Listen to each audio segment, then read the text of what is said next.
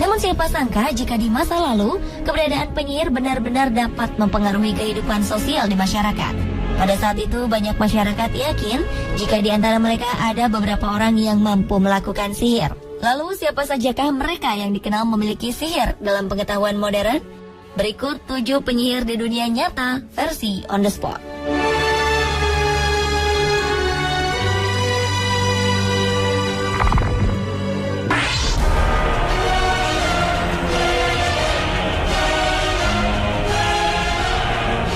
Mother Shipton dikenal sebagai seorang peramal yang mampu memperkirakan beberapa kejadian di masa yang akan datang.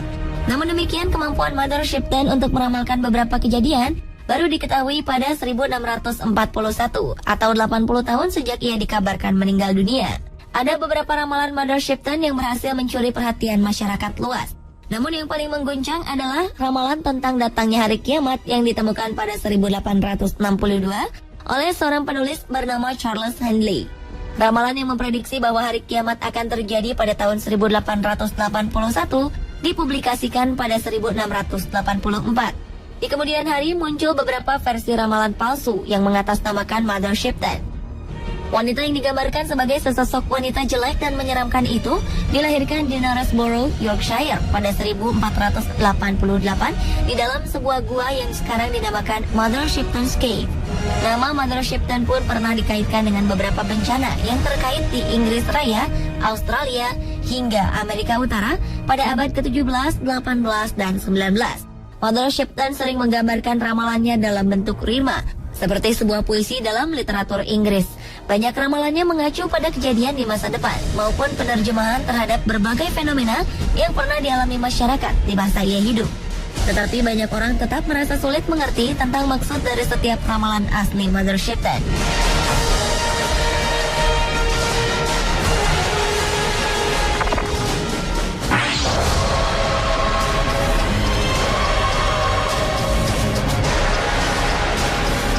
Jika Anda pernah mendengar istilah voodoo, yaitu sebuah tradisi ilmu hitam dari Afrika Barat, maka Marie Laveau lah sosok wanita yang paling dikenal sebagai ahlinya.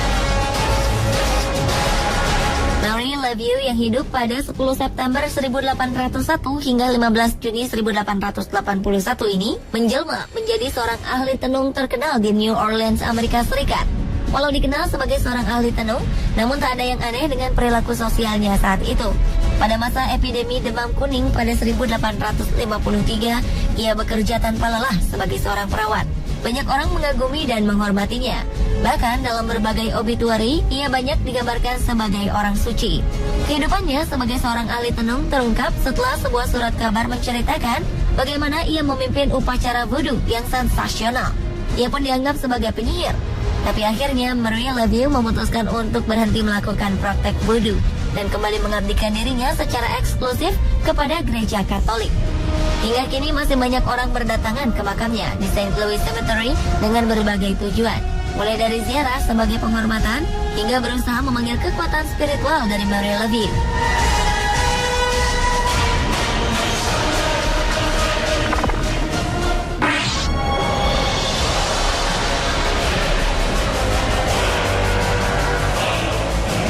Selanjutnya adalah seorang cenayang kontemporer asal Amerika, Silver Ravenwolf. Wanita ini terlahir dengan nama Jenny E. Troyer pada 11 September 1956. Ravenwolf kemudian tumbuh menjadi seorang ahli sihir, pesulap, dan pengajar yang berfokus pada aliran pagan yang disebut Neo-Wicca. Beberapa praktek yang terdapat dalam keyakinan Wicca adalah ritual magis dan hal-hal yang berkenaan dengan dunia supranatural. Meski terkenal, Ravenwolf bukanlah pemimpin dari sekte ini. Silver Ravenwolf juga bekerja sebagai penulis buku yang kebanyakan membahas tentang Wicca dan paganisme secara umum. Wicca sendiri diketahui baru muncul dan berkembang di Inggris pada paruh pertama abad ke-20. Sebagai pagan modern dan sihir agama, aliran ini kemudian mulai diperkenalkan ke publik pada 1954 oleh Gerald Gardner.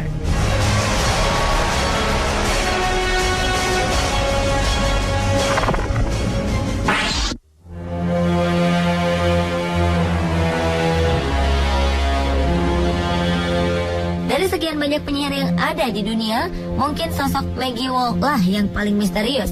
Ia merupakan salah satu dari sekitar 4.000 perempuan yang dituduh sebagai penyihir di Skotlandia. Karena tuduhan inilah ia kemudian dieksekusi mati di depan publik pada 1657. Meski demikian, masyarakat tetap mengenangnya dengan membuatkan sebuah monumen berupa tulisan namanya, serta sebuah catatan peringatan tentang seorang penyihir bernama Maggie Wall yang dibakar pada 1657. Karena sedikit sekali informasi yang menyebutkan tentang identitas Maggie Wall, maka banyak orang kemudian bertanya-tanya tentang sosoknya yang misterius, baik tentang siapa sebenarnya Maggie Wall, alasan mengapa ia dibakar hidup-hidup, serta alasan mengapa sebuah monumen khusus untuk dirinya kemudian dibangun. Banyak spekulasi pun kemudian berkembang. Di antaranya adalah perkiraan bahwa Maggie Wall dulunya merupakan seorang penyihir yang pernah membunuh beberapa orang di Dunning, sebuah kota kecil di Skotlandia. Dengan sosoknya yang misterius, kini banyak orang dengan berbagai profesinya berusaha mengungkapkan jati diri siapa sebenarnya Maggie Wall.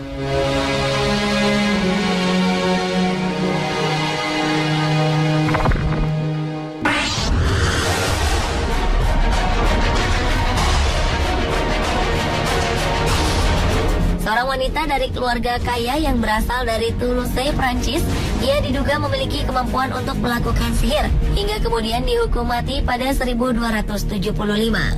Nama Ujel Delebat populer dan dikenal sebagai orang pertama yang dihukum mati atas tuduhan sebagai seorang yang memiliki kekuatan sihir selama abad pertengahan. Ujel Delebat lahir sekitar tahun 1230 dan ia merupakan anggota dari keluarga bangsawan yang menganut ajaran Khatarisme. Yang tak lain adalah sebuah sekte Gnostik yang dianggap sesat oleh gereja Katolik.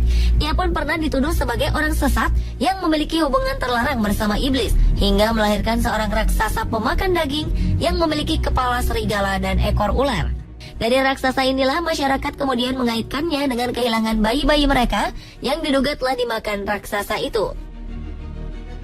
Delebat pun dituduh sering menculik anak-anak dan bayi sebagai makanan anak raksasanya. Selain itu, ia juga kerap menggali kuburan untuk mengambil jenazah anak kecil yang baru dimakamkan selama kurun waktu 2 tahun. Di bawah penyiksaan, ia kemudian mengaku hubungan terlarangnya dengan iblis. Ia pun akhirnya dinyatakan bersalah atas berbagai kejahatan, lalu dibakar hidup-hidup. Meski demikian, banyak pemuka agama yang meragukan kebenaran cerita Ujel Delebat karena minimnya informasi tentang pengadilan Toulouse yang menceritakan tentang kejahatannya bersekutu dengan setan pada 1275.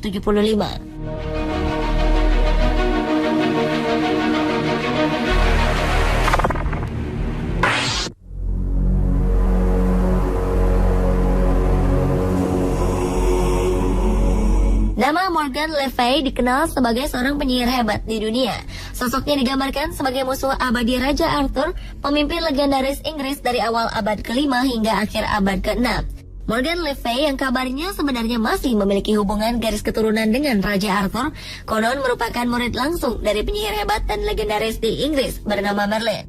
Nama Morgan Le Fay sendiri mulai dikenal untuk pertama kali pada abad ke-12 ketika Geoffrey of Monmouth, seorang tokoh agama, menuliskan sebuah cerita yang berjudul Vita Merlini. Di dalam tulisannya disebutkan bahwa Morgan Le Fay merupakan seorang pemimpin dari 9 penyihir bersaudara dari Pulau Avalon yang pernah menolong Merlin ketika tengah berada dalam kesulitan.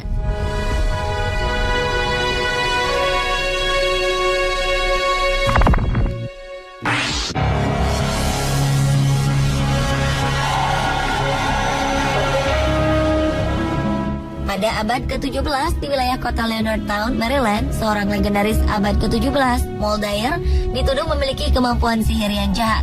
Keberadaan Moldair sebenarnya lebih mirip sebagai sebuah mitos yang hidup dalam kultur masyarakat Irlandia. Ia digambarkan sebagai perempuan terhormat yang tinggal di Maryland untuk melarikan diri dari kehidupannya yang gelap di masa lalu. Namun sayang, kehidupan dan sikapnya yang misterius membuat penduduk Maryland merasa curiga. Moldair dianggap mengetahui berbagai rahasia kegunaan dari berbagai tumbuhan yang sebelumnya tidak diketahui oleh masyarakat di tempat itu. Atas berbagai hasutan, penduduk pun yakin jika Moldair adalah seorang penyihir jahat yang akan membawa pengaruh buruk bagi desanya. Mengetahui kecurigaan ditujukan padanya, Moldair pun pergi dari desa untuk melarikan diri. Penduduk pun lalu mengejarnya tanpa ampun.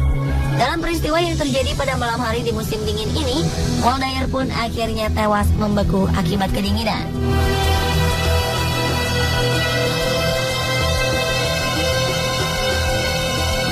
Pemirsa, itulah 7 penyihir di dunia nyata versi On The Spot.